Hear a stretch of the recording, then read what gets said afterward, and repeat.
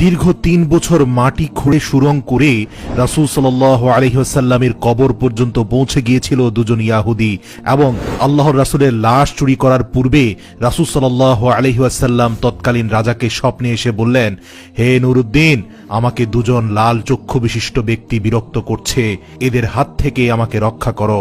প্রিয় দর্শক, হিজরির ৫৫৭ সালে ইয়াহুদিরা চক্রান্ত করে রাসূল সাল্লাল্লাহু আলাইহি ওয়াসাল্লামের লাশ চুরি করতে নিয়েছিল মদিনা থেকে। অতঃপর অলৌকিকভাবে তারা কিভাবে ধরা খেয়েছিল এবং তাদের কি পরিণতি হয়েছিল বিস্তারিত জানতে ভিডিওটি শেষ পর্যন্ত দেখুন। ৫৫৭ হিজরিতে তৎকালীন সুলতান নুরুদ্দিন জঙ্গি রহমতুল্লাহ আলাইহি তাহাজ্জুদ নামাজ পড়ে নামাজের বিছানায় ঘুমিয়ে পড়েছিলেন। এমত অবস্থায় হঠাৎ তিনি স্বপ্ন দেখলেন রাসূল সাল্লাল্লাহু আলাইহি ওয়াসাল্লাম তার ঘরে উপস্থিত এবং আল্লাহর রাসূল কোনো ভূমিকা ছাড়াই দুইজন নীল চক্ষু বিশিষ্ট লোকের দিকে ইঙ্গিত করে বললেন, ইয়া নুরুদ্দিন, এরা আমাকে বিরক্ত করছে, এই দুজনের থেকে আমাকে মুক্ত করো। এই ভয়াবহ স্বপ্ন দেখে নুরুদ্দিন জঙ্গি রহমতুল্লাহ আলাই অত্যন্ত ভীত সন্ত্রস্ত হয়ে ঘুম থেকে জাগ্রত হলেন এবং কিংকর্তব্য বিমূঢ় হয়ে গেলেন। ভাবলেন এটি হয়তো কোনো দুঃস্বপ্ন। তাৎক্ষণিক তার মাথায় বিভিন্ন প্রকার চিন্তা ঘুরপাক খেতে লাগলো। তিনি ভাবলেন, আল্লাহর রাসূল সাল্লাল্লাহু আলাইহি সাল্লাম তো এখন কবরের জীবনে, তার সাথে অভিশপ্ত ইয়াহুদিরা এমন কি ষড়যন্ত্র করতে পারে? অতঃপর একই স্বপ্ন তিনি বেশ কয়েকবার দেখলেন। কাল বিলম্ব না করে ১৬,০০০ অশ্বারোহী সৈন্য নিয়ে তিনি মদিনার দিকে রওনা দিলেন।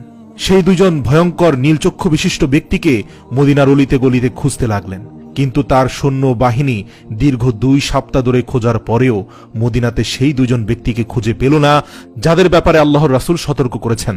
এরপর ১৭তম দিনে তিনি মদিনার চারপাশ সৈন্যবাহিনী দ্বারা ঘেরাও করে ফেললেন এবং আদেশ জারি করে দিলেন, যারা মদিনার বাইরে আছে তারা ভিতরে আসতে পারবে, কিন্তু মদিনা থেকে কোনো লোক বাইরে যেতে পারবে না।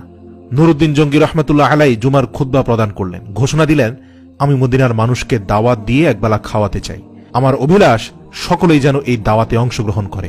এটি সুলতানের আদেশ। সুলতান মদিনাবাসীকে আপ্যায়নের জন্য বিশাল আয়োজন করলেন। নির্ধারিত সময়ে খাওয়া দাওয়া শুরু হলো এবং তৃপ্তি সহকারে মদিনার অলিগলির সকল মানুষ এসে খেলেন, কিন্তু সেই দুজন ব্যক্তিকে খুঁজে পাওয়া গেল না।